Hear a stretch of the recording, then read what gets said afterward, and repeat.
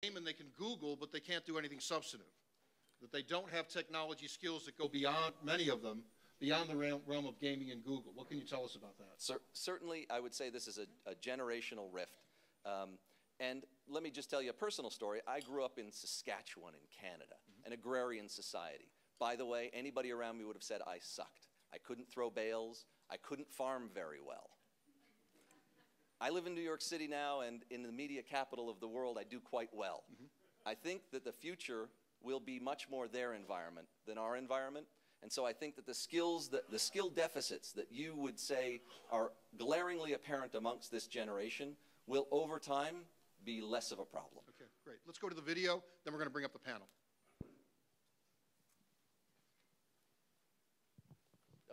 Where's our sound?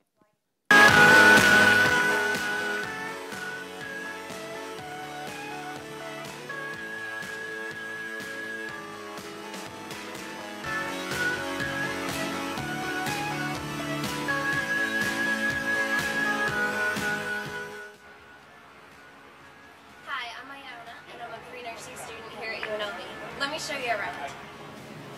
Well, first I want to introduce you to our university library computer lab. We're running on Gateway computers that are running Windows XP Professional. You may ask, why would I use this instead of bringing my own laptop from home? A lot of times the universities have files. These files are really large, and unless you're on campus or even using one of their computers, they can take up to hours to download. Why would you want to do that at home? One important thing that we always bring with us, though, is a trusty USB port. Just plug it right in. What else do I need? I can download it from here on here, and I'm good to go. This is a cool new little tool that they've put in the university for us. It's supposed to help you find available computers. You go to the floor that you want, and it shows you what's available and what's in use. The problem is, sometimes these computers don't always say offline. They'll say that they're available, but they won't be working.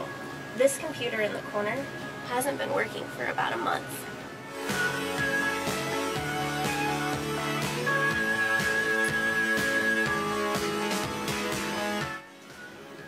So on a normal day, what do I have with me? I have a notebook, maybe a blue book or a Scantron.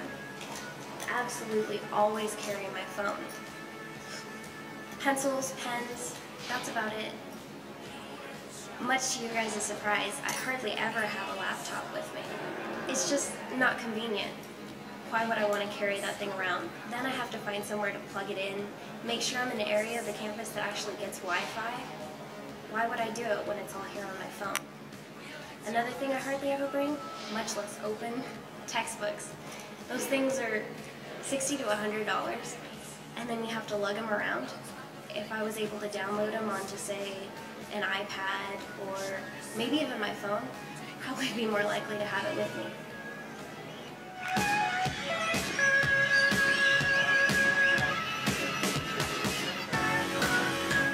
Well, that's it for my tour of UNLV. I bet you guys all have questions about how else we might use technology, or maybe something I didn't talk about. So my fellow students and I are here to answer any questions you might have.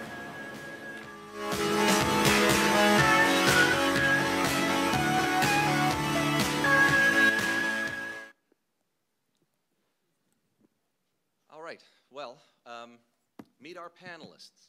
I'm going to let you introduce yourselves simply because I don't want to blow it. We've already met Ayanna on the video, so let's go ahead and start with you. I'm Edward. Did you want me to say anything else? Sure. Tell us what your major is. I'm a PhD student in sociology. I'm one of the 3 millionth grad students, one of the first millennials in my department to go to grad school, and I also teach undergraduate classes at UNLV. My name's Kyle. I'm a accounting major at UNLV. Hello, my name's Weston. I'm an economics major. I'm also in student government. Hi, I'm Nolan Moore. I'm a computer engineering student at UNLV. Okay, let's kick off. I'll ask a couple of questions. We'll turn it over to Bobby. So think of the questions. Here's your opportunity. 5 living, breathing subjects. I know you have a few of these hanging around your institutions as well. But let's kind of get started with a little bit of a... Just so everyone knows, it's a different group. when you have a question, please line up behind me, and we'll take the questions in between. Excellent. Thank you. Thank you, Bobby. Now, you just saw me rattle on about a bunch of stats. Tell me what resonated that you thought, yep, they've got it right. Tell me what you think, as my first statistics professor said, any lake that on average is 3 feet deep, if you tried to walk across, you will surely drown. So every kid is unique and different. The average indeed shows what's going on across all of them. But tell me how you feel that you're distinct or different from the stats that you saw. Tell me how you feel that you're the same from the stats that you saw. And in any order, whoever's most ambitious can jump right in. Job interview, guys. Yeah, I can start. One thing that I thought was really interesting was talking about how we prefer to communicate with other people. As somebody who also teaches, I've had to sort of readjust into checking my email regularly again, as my students seem to prefer to email me, whereas I give them a Google number that they can text me at. I tell them that I'm on Facebook, stuff like that. So I tell them, you know, that there are other ways to get in contact with me, yet they contact me through email. It's something I, as a millennial, have had to readjust to, because otherwise I only check my email once every 4 or 5 days, just mostly to check to see if my professors have emailed me anything. But great. What else? What did you see that you thought was spot on? What did you think was divergent from how you live day to day? Well, just to go off of his last point, I check my email pretty much, I would say hourly almost, because of the invention of the phone and how you can get email constantly. And again, I email my own professors because it's just the easiest way to get to them. Oh, that's great. So is the divergence between email and SMS a mobility issue or a format issue? You take emails just fine as long as they were delivered by your mobile device? Yeah, I would agree with that. Everybody else? Yeah? Okay, great. So it's mobility. It's not the difference between an SMS text versus an email. Well, I would say it's the same because it's on the phone, but yeah. Okay, great. Another thing that I know we do a lot today is most campuses have, say, a separate kind of website. Like here in UNLV, we have what we call Web Campus, and a lot of teachers will only find us that way. You can't email them. You have to go there.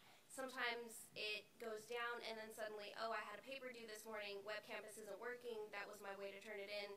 You're stuck. So, I mean, it's another way and another thing to think about. What frustrates you most about technology on your campus?